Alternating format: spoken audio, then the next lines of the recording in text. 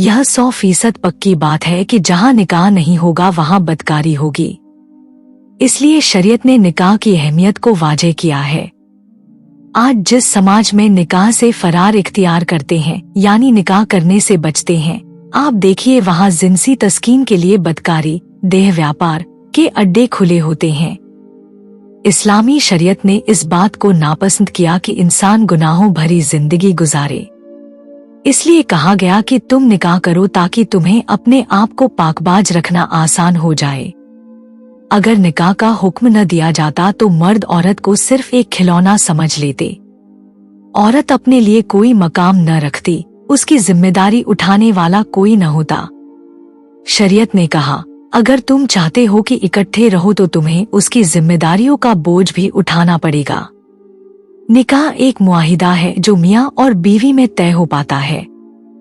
इस मुआहिदे में अगर कोई औरत अपनी तरफ से कुछ शर्तें रखना चाहे तो शरीयत के हिसाब इसकी गुंजाइश है। मिसाल के तौर पर वह कहे कि मुझे अच्छे मकान की जरूरत है, मुझे महीने के इतने खर्च की जरूरत है। वह कहे कि मैं निकाह तब करूंगी अगर तलाक का हक मुझे दिया जाए। शरीयत ने उसको इजाजत दी है कि वह निकाह से पहले अपनी शर्तों को मनवा सकती है। लेकिन जब निकाह हो गया और तलाक का हक मर्द के पास है या मर्द अपनी मर्जी से खर्चा देगा तो अल्लाह की बंदी अब रोने का क्या फायदा। शरीयत ने निकाह को एक मुआहिदा कहा जबकि हमें उसकी अहमियत का पता ही नहीं होता।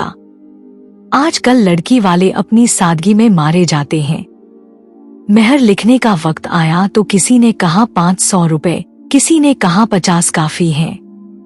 ओ खुदा के बंदो, 50 काफी नहीं, क्योंकि यह एक बच्ची की जिंदगी का मामला है, इसे ऐब न समझें। अगर तुम समझते हो कि कोई बात निकाह से पहले तय कर लेना बेहतर है तो शरीयत ने तुम्हें इसकी इजाजत दी है।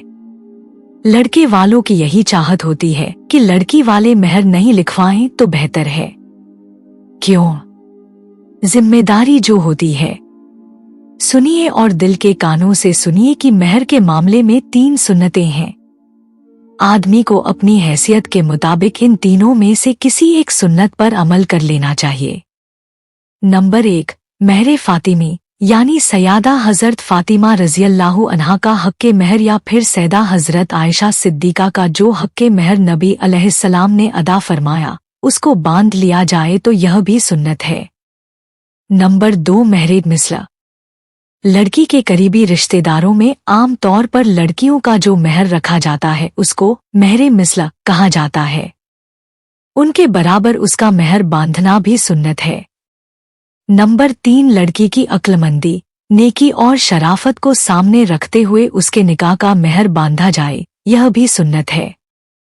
शरीयत ने 3 विकल्प दिए हैं, इनमें से किसी एक को पसंद कर ले, उसे सुन्नत का सवाब मिलेगा।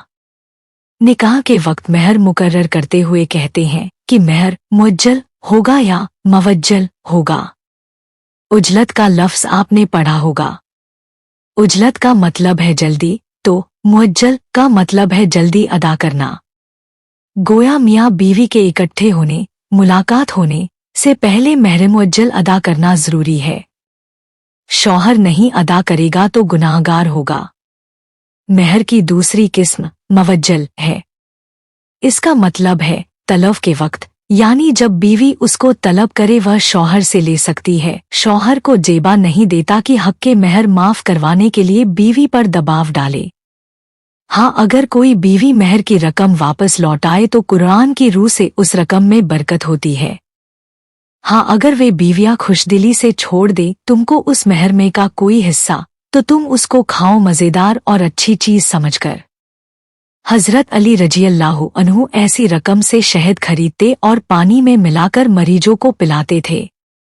शरीयत ने निकाह की तरहीर, ऐलान और प्रचार करने का हुक्म दिया है।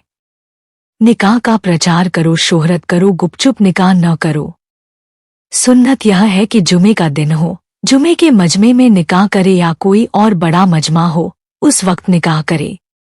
दोस्तों और रिश्तेदारों को बुलाएं ताकि सबके इल्म में आ जाए कि आज के बाद यह लड़का और लड़की अपने नए घर की बुनियाद रख रहे हैं।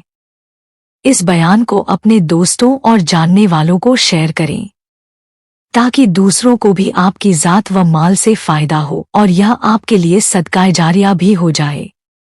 क्या पता अल्लाह ताला को हमारी ये अदा पसंद आ जाए और जन्नत में जाने वालों में शुमार कर दे। अल्लाह ताला हमें इल्म सीखने और उसे दूसरों तक पहुंचाने की तौफीक अता फरमाए। खुदा हाफिज।